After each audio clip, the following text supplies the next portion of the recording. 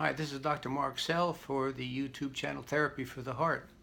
It's not Tuesday. It was supposed to be last week. It's only going to be part this week because I've been having a lot of things to do, so I'm a little behind schedule. But I wanted to get something up here so you didn't think I disappeared permanently. So last time I talked about being in the box, and I said this would be a continuation of that. And I didn't really get to talk about being in the box and breaking out of it. I like the word breaking out because breaking means an assertive action. Being in it means, kind of being a passive, contained person. And I told a story about being in a crib when I was very young. And that's a story that I wrote about a baby and who was confined and then broke through the crib and being very angry and busted out of it. And when he got out of the crib, he went exploring, and he saw a butterfly and he chased the butterfly around, and he had a lot of fun, and the chase became the game. And he didn't want to be boxed in, so that's why he didn't box the butterfly in. So that was me as a child, and as an adult, I continued to remain partially in that box, but I did break free, and as I got into therapy, I became much more free. So it just goes to show you, if I can do it, you can do it. That was a difficult case sometimes, so I don't mean that condescendingly. If I can do it, you can do it, but I do mean that, and I think if you try. And there are all sorts of boxes that we have that we keep ourselves in, and I kept that myself, as I said, into that box in kind of a withdrawn, protected, sheltered position in relationship to other people, because I too was afraid that if they might get to know me, or if I got to know myself more than they got to know me. But that was the issue, getting to know myself. But if they got to know me, they wouldn't like me or something like that. So I'm going to take. I was adjusting this position here. Try. You see I'm moved. Talk about perfection, right? So this doesn't need to be in the background, but I put this up there on top of there, so my patients want, when they're using the couch to talk to me, they can just reach up and get it. There's something about my liking giving them the box, but I said, well, what's that all about? Why not have the box right there for them? So you can analyze that all you want. I'm not going to analyze it. So. That's a box, right? So talking about perfection, it's very hard to be, to adjust myself in the office. There was a sun coming in, and I just couldn't see very well. So I decided I would go over here. You've never seen me. This is a different position. Talking about getting used to making changes and how it's hard to do. So just moving around here and trying to get the camera angle and all that stuff is like an adjustment for me. Not without anxiety, but I did it. I just moved the camera for a different place, different perspective, and that sun was not in my eyes. So, just like told a story about trying to encourage people to make changes. When I went out to the office after that talk I gave, practicing my own medicine, I walked to the right and instead of going to the left. And that's when this person on radio, he said, do something different every time if you can. If you get off out of the bed on the left side, get on the right side. If you walk out the door and you walk to the right, go to the left. Walk all along a different route, or take a different route to wherever you're going out of your house. So change is good, but people are afraid of change. And that's what we're going to talk about more in depth, equally in depth next time, in terms of the next Tuesday. We'll be more involved in talking about this. But fear is what keeps us in a box. Fear of trying things, fear of trying anything. What are the consequences? What are people going to think of myself if I do something different? And it's got to be more, what do you think, rather than what are people going to think. But we're also governed by shame. And shame is how you experience people going to react to you, rather than your knowledge that it's your own shame and your own protection self against that shame in life. So if somebody walks up the stairs, to those huge stairs at the library in New York City, and they fall down, they might think everybody's laughing at me. Well, Most likely not. Most likely people will rush over you and help you up. Yeah, but shame is a box that keeps us in. So it's really a very inhibiting. So being in therapy can help you a lot. It helped me a lot. Work with shame. I had a lot of shame because my mother was an alcoholic, and you may know how it is when you're a kid, when you have alcoholic family. You feel like everyone is looking at you, parents, like you're a reflection of them. So if they're fighting out loud or falling down in the front of the house or inside when you're with friends, you have friends over and they're arguing or they're drinking. You know, my shame was just being alone. You know, I was like lived in a crazy neighborhood and no one knew where I lived until I was 21. I mean, no one knew where I lived when I was going to public school because it was way uptown. So shame was a lot. I didn't want people to know what my family life was like, and I got over that. So I'll say it again, you can too. And how I got over it was taking a lot of risks. And you have to take risks in order to challenge fear. Fear dominates you unless you say, I'm not going to let it dominate you anymore. And taking risks gives you experience of taking things and doing things that you think are going to be so terrible in the outcome, and then they're not. I took risks, like my risks in breaking out of the box. I have a whole series of on LinkedIn, different things that I would do, like at St. Peter's Church in Rome. I walked into this very quiet church and started to draw. Why was that an anxious moment? Well, it was. I felt like everybody was so quiet. I was going to walk all the way over to the right and make a drawing, and I did. I made a very nice drawing, but I was anxious about doing that. What are people going to think about me? Well, I did it anyway. So what? So I made a nice drawing, but it was so quiet, and I was thinking I was making such a spectacle just by moving from one place in the beautiful chapel to another. Yeah. One time I was drawing in the place where the students, my fellow students, we used to go to this restaurant bar after our Art Students League class together. And we would go in there and we'd joke around a lot, have fun.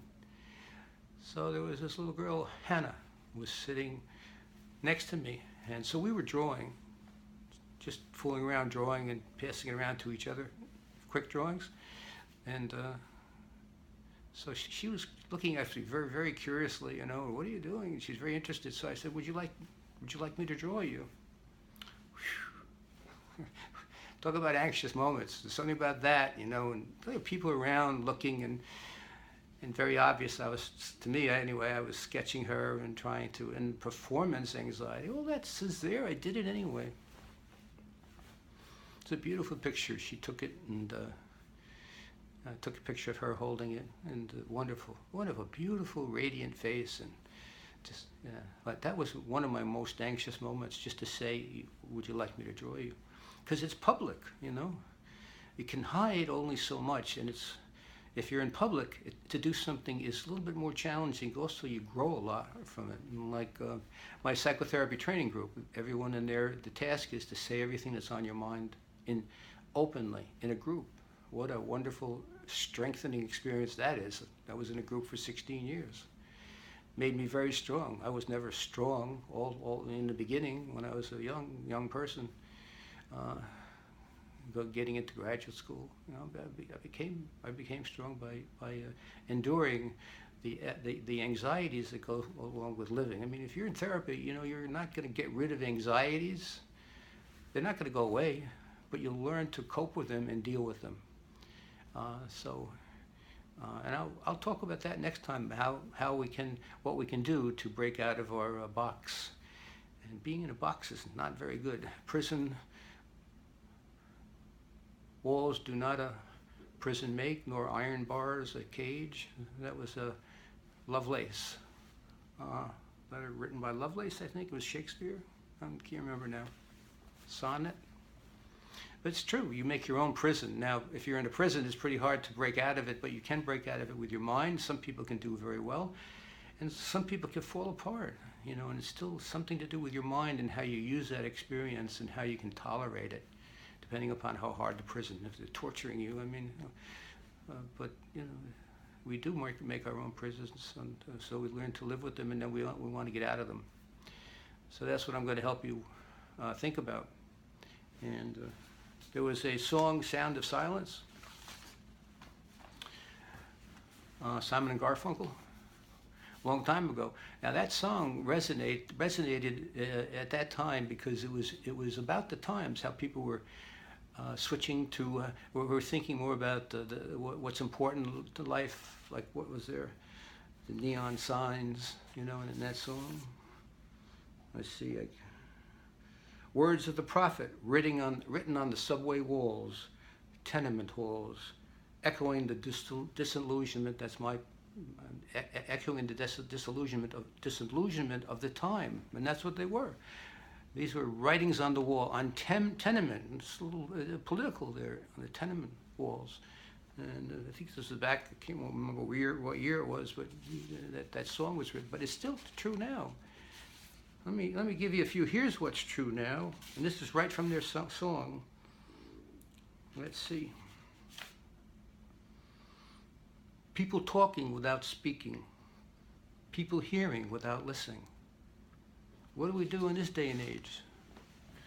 We go into a restaurant, you see a couple, maybe a family, and a few couples, and what are they doing? They're talking, yes, but they're also listening on their, maybe listening on their iPad or iPhone, or maybe texting to each other across the table.